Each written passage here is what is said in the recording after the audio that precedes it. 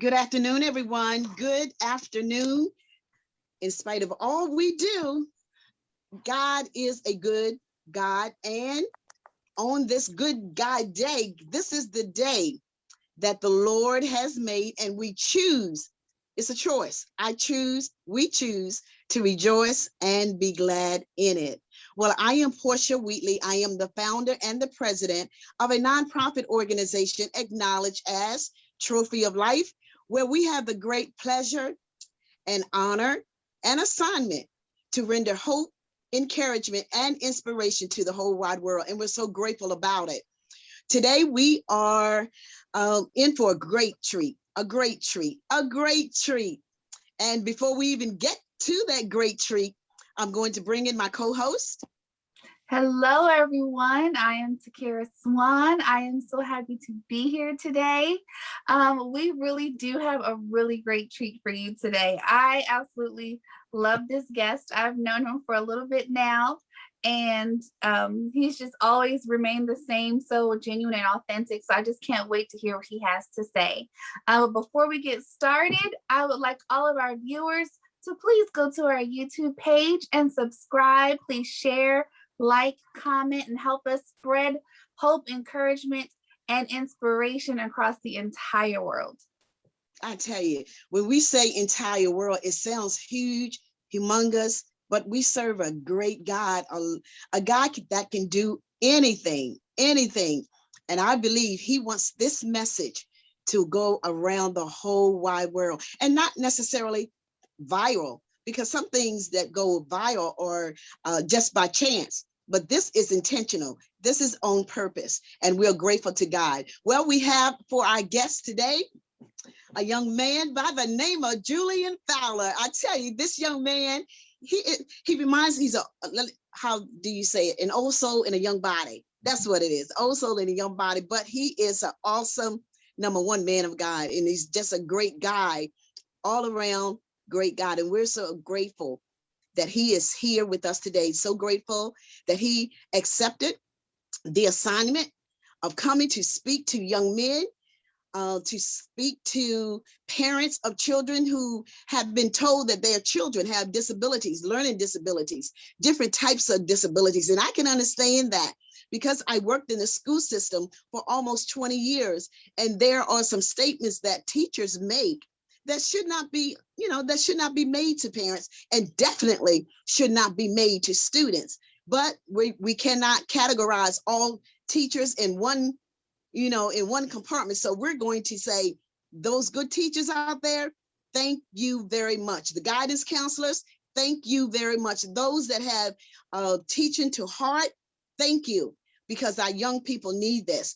But those are things that some of the young people, the students, the parents have to overcome, so that they can see whatever God made their children to be, that's who and what they will be. So on that note, I just want to bring in our guest on today, Julian Fowler, who is going to share with us some experiences that he had growing up. And most likely, Takira and I will tag in on the end, because he probably won't say all those good things about himself, but we will. Julian, you got it. Thank you so much. Thank you, Ms. Wheatley. I do appreciate, and I am honored to have been asked to be a guest today on this open platform that is all about spreading and sharing hope, encouragement, and inspiration around the whole wide world.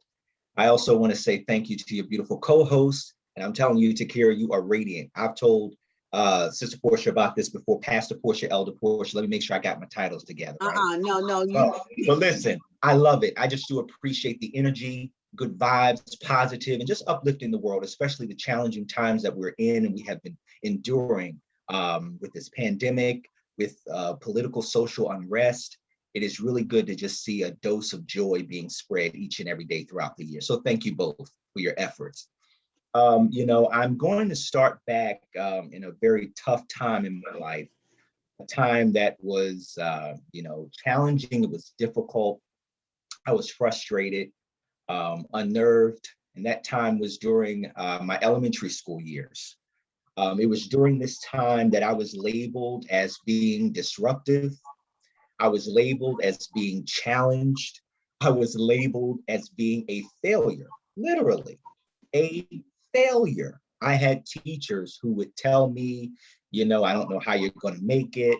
If you don't get yourself together, you're in danger of failing. We don't know how you're going to make it to the next grade. We don't know, basically what to do with you. Now, I've always been a talker in my life.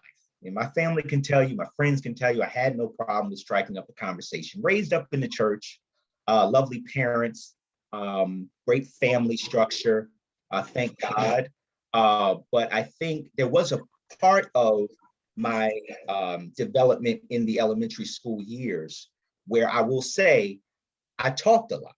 And so as a result of talking a lot, even sometimes in class, I got a reputation where a lot of the teachers would, even if I was not talking, they would think, oh, he's the one. And so what happened is it started to build up this notoriety, and not in a good way, where teachers would talk about me. And I knew it because even before I got to the classes, they would already have this energy about them, the way that they responded to me and looked at me. And, that went on to people thinking that I had behavioral deficits. Particularly, I was labeled as having potentially ADHD. Okay, so that's the disability part of it, where I was put on each week assessments. I would be sent home with the smiley face, the so-so face, the frown face. So you would know week by week where I was, right? Whether Julian was talking too much today, what was Julian doing, being disruptive in my class, or Julian, he was quiet today, and Julian being this, 8, 9, 10-year-old, you really don't know as a kid how to process this, right? You're trying to figure out your way. You're just developing. It's elementary school. And in that word is element. So you're literally building the elements that you can then go on throughout your life and your education through junior high, through high school, and so on and so forth, and really develops, who you are as a person. I can remember one experience, and excuse me if I'm not trying to jump around, but I want to just kind of make sure I capture as much as I can for purposes of today's discussion and conversation.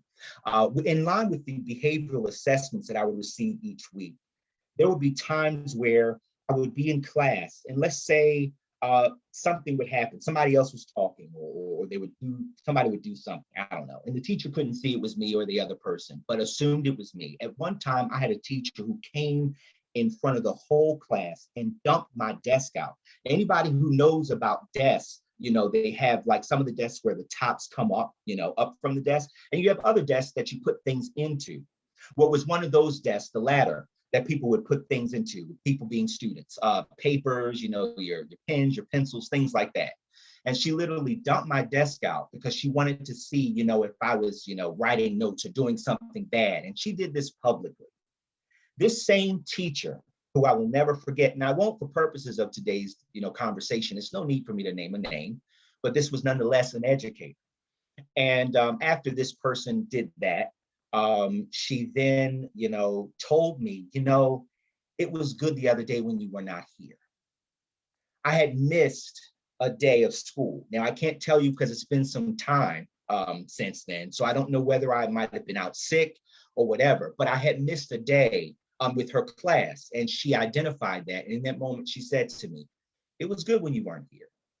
Very explicit, very in your face. There was no sugarcoating. There was no, you need to get yourself together. Come on, I know you can do better than what you're doing, even if it was in fact something that I was doing to warrant her to respond the way or react the way that she did to me, right? That same teacher I would encounter in an administrative office because I had a mama who, when she heard that, shout out to Debbie, when she heard that, she said, oh no, that's not going to work. So she had reported it to my recollection, and I ended up having a meeting one-on-one with the teacher. So that means I didn't have any others in the room, students, other teachers, faculty, what have you. It was just she and I. And that experience for me was a crushing experience. And I remember looking face to face with that teacher. And I said, when you told me that, now mind you, at this time, I'm about 8 or 9 years old, all right? When you told me that, I said, I felt like the room began to close in on me. the walls, the ceiling, the floor. It was like I was literally being crushed, and I could see it happening in that moment. Believe it or not, when I told that woman this, she began to sob like a child. She began to cry. And I'm not talking about crying like a little dabbing of the eyes, cutesy stuff. I'm talking about an ugly cry where even for me as a young child to process that, I couldn't understand what's going on. What was it that could have been in that educator that caused her to react the way that she did to me being this kid? Now, granted, I was not a saint, all right? Now, I had my moments. I would talk, I would act out sometimes, but a lot of it came from, I believe, the frustration that I did not know where to send it. There was a frustration that was building up in me as a child, not having the tools because I'm a child to be able to process through that and to figure out, well, how do I, respond? How do I do? That wasn't for me to do. I was a kid. And now that I have developed and I've matured and I look back on those experiences and I think to myself, wow, Julian, you really had it. Like, they really came for you, At one time, a principal who was there really took a back seat, but it always seemed like, Takira and Portia, it seemed like there was always a gang against me. And not only me, but when my mom and my grandmother at some times would come in, shout out to Elaine, who would come into the schools for meetings or, whether it was about, my status and my behavior or how I was doing academically, because I also struggled in elementary school. I think a lot of it had to do with me not knowing how to process what was going on with some of these teachers in my encounters. And I was taking it out on my work. I wasn't doing my work like I knew I could do. But when my mom would come in, it would seem like, or my grandmother, like I said, it would seem like there were, tens of teachers just there, and it's just them and myself. It's like, almost like we're outnumbered, like what is the point? And it seemed like they would always be on each other's side. It would never be a thing where, there would be a room for understanding as to, why Julian could be responding this way. Have we addressed, our faculty, our staff who interact with him, to determine what's going on? I mean, those are the types of experiences that I faced. Just to give you a snapshot with the time that we do have, so that you can understand where I come from, so that you can understand the root of, I would say, what made me who I am today. The man, the person, the advocate that I am today. So let's go back. So the principal I was telling you about, who, it seemed like they did not try to understand me. I don't think she was a mean person, but she just didn't seem like she wanted to, really get involved with her staff. I would later see this woman again when I had made it to high school. It was in the capacity at that time, she had assumed the role with the Anne Arundel County Public School System School Board, okay? Now, I can't tell you exactly what her position is within that particular sphere, but at that time, God had brought me through. And when I say God had brought me through, it took a time seeing my mother cry, all right? And I will never forget that night, because she said, I just can't understand. My son had so much potential. What's going on? I did encounter some bullying in my life. I did encounter some of the, taunting and harassment, not only from teachers, but also fellow students. So there was a lot of things that were going on that I was trying to process through. But when I saw my mother that night and how she was crying and in tears and said, I can't understand, my child has so much potential. What's going on? It's like he's not realizing it. Things are just not opening up. And it was that moment that changed me. So now I bring you to that time where I had progressed up academically. I went from in danger of failing. I went from teachers talking about me to teachers talking to me, because there was something that I had as a student to offer that I then became an example. But when I encountered this principal administrator, at that time, I was the second vice president for the Chesapeake Regional Association of Student Councils.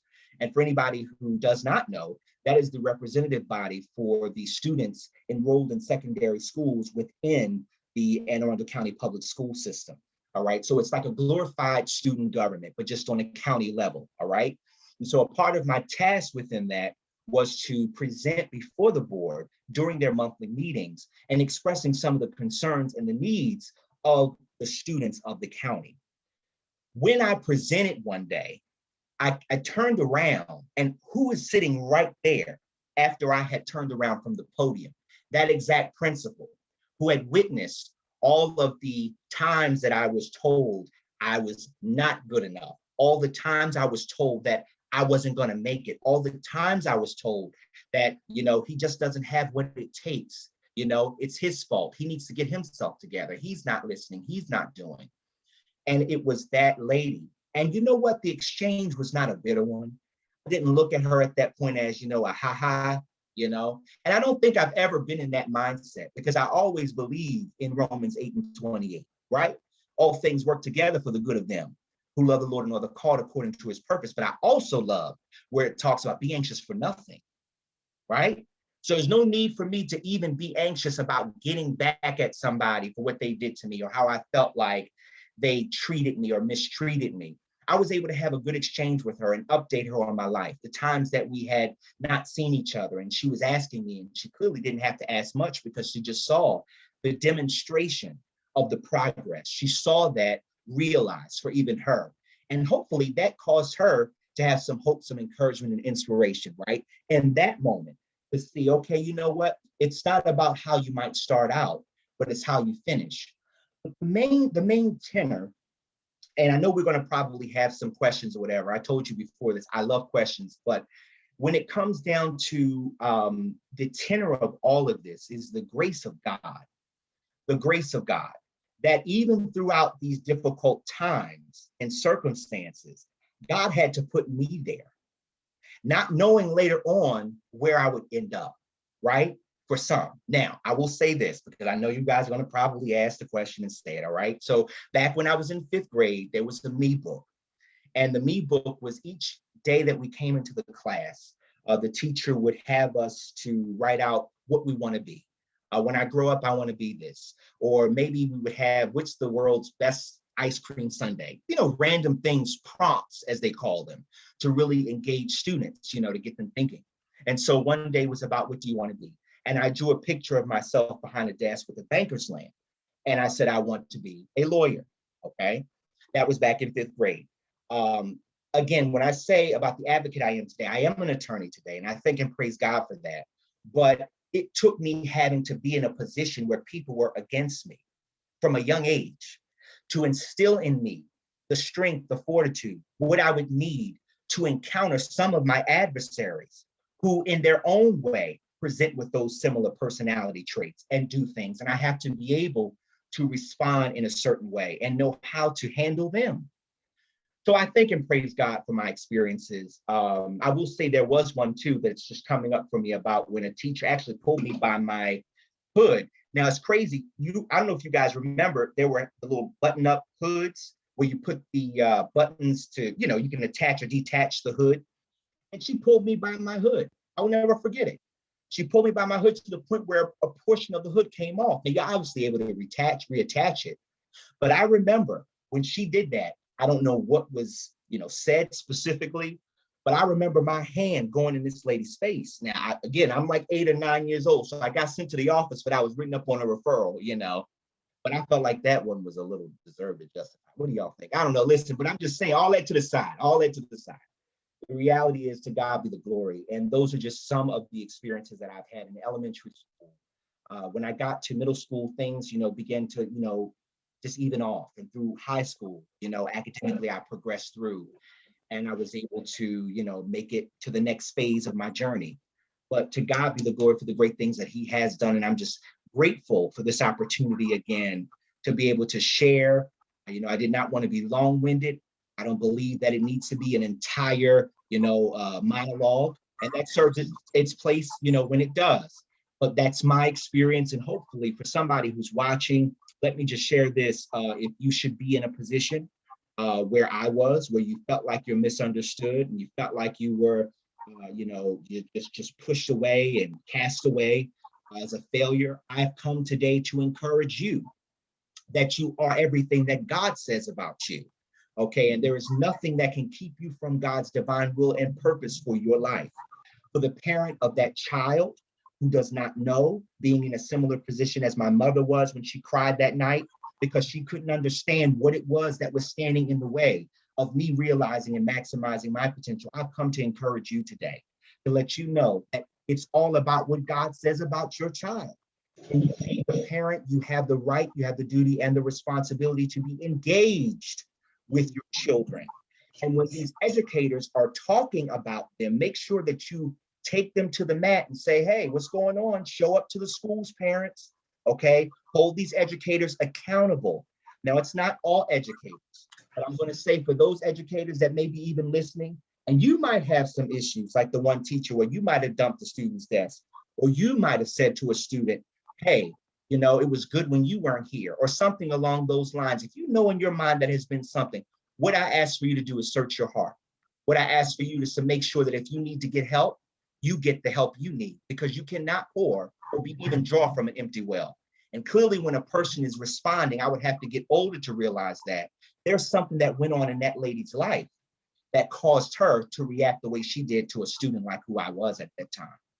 So that's what it's all about today. I just really do, again, thank you, Portia and Takira, for this opportunity. And hopefully somebody has been touched and enriched by my experiences. I definitely believe so. I know so. I definitely know so. So let me ask you this. How do you feel? How did you feel? You're going to have to take the memory back for a bit. How low did you go in a sense of low in spirit, low in your emotions? Because I know there are children that get, they are at a state of suicide. Mhm. When you have parents telling you that you're dumb, you're stupid, and then you go to school, you have teachers telling you, you know, you're dumb, you're stupid, that gets settled in the mind of children. And when they lay down at night, they play that through their mind again. And they're like, well, parents told me that, and teachers telling me that. Excuse me. What would you share with a person or a young person that may be going through that experience, especially with it being schools virtually taught now? I would say, and let me backtrack for a second, because initially you mentioned suicide. And that is something that it should not be taken lightly. Let me just say that. I thank and praise God that I have never, even going back to recall, I have never thought about taking my life. I have thought about, you know, what would happen if I was not in a particular space at a particular time. And I think that might have been rooted in that comment that was made to me. Well, when you weren't here, we had a good time, but never that my existence physically would ever be, you know, terminated by my own hand. What I would say is that mental health is extremely important. And in this time that we're living in, it's no joke. And if there's a parent, because sometimes a child may know, but the parent may know before the child, get that child help. I will say that there was one thing that, because I was depressed, I did experience depression. And I remember my mother even saying, you know, do you feel like you would like to talk to somebody? And that for me was amazing. And I thank God for my support system. Shout out to my support system. That is so important. But my mom would say, you know, do you think you would need to talk to somebody? And I don't recall if I actually went through with it or not, but I do know that that was something on the table. So make sure that you know there are options and you don't have to bear the load alone. God is good. We praise and we thank him, but he has put people in position, that he has given them the wherewithal, the wisdom, the knowledge to be able to help people, coach people through tough times, and especially within the academic setting. If there are guidance counselors, good guidance counselors, because even on my journey, I did encounter good guidance counselors who took the time to talk to me, to try to understand what it was that might have been going on with me. So I would highly suggest that. That's what I would have to say. If you need the help, get the help. But realize that whatever is being said about you is not who you are. Remember that that is somebody else's opinion of you. And you have to be very mindful and put that where it belongs in your mind as well. Great. I know that you are a successful business person now. Tell me what you do, but before you are, let me see, before you get to be what you are today, I know you traveled the world. So let me know. Let's hear a little bit about that. Okay, so a little bit. I listen a small part of the world, but I'm grateful for the travel I did do. So my last semester of law school, I went out to the campus Temple, TU. Went out to the campus we have out. One of our many campuses internationally. One is based in Japan. So I spent 4 months of my life. God graced me with an experience, an incredible experience to be out there and to live and to socialize and to learn in that environment. It was great. While I was out there, I also was able to travel to South Korea, Seoul specifically. I was able to also travel to Indonesia, Bali specifically, as well as the Philippines and Manila and Beijing, China. So I was able to really enjoy and take in those vast experiences that opened my mind, opened my, horizons of what's out there, outside of the four corners of the US of A. So that was a very, very amazing experience. And I highly recommend that, for students who may be, watching. This is all about hope and encouragement, not only for, those who have had experiences coming up, but also if you're just trying to figure out what to do academically in your education in college or so on. I highly recommend and suggest that you take advantage of study abroad opportunities, because you just don't know what you could see and what you can experience until you do that. So just take the risk and go out there and see what's there. It's wonderful. Wonderful. I'll tell you. That's good stuff right there. I just want to say, what do you say after all that? First of all, that was an amazing presentation. Takira, I'm telling you, before I came in, I told Portia, I said, listen, I don't know if this is, I don't have anything planned. I just want it to be organic and I want it to flow. So I'm glad to hear that. And you did. And I'm so happy that, you have no problem with just being yourself and being organic and authentic, because that's what we want. That's what the world needs. We don't need anyone trying to be like anybody else. Just be yourself. You said so many good things. So before I even say my little 2 cents, I just want to encourage everyone that watches this to please share this with everyone. I don't care if you don't have a kid, if you're not an educator. Children really, I know it's corny to say, but they really are our future. And how we treat our kids today, especially in the education field, that's going to be your future. It's going to impact you directly, whether you know it or not. And I just need everyone to share this broadcast today. But how amazing is it for me? Okay, let's just start with the whole, you're being so humble, but you saw some of the people who witnessed you being treated badly and, and were a part of it. And now they get to see how you've turned out today.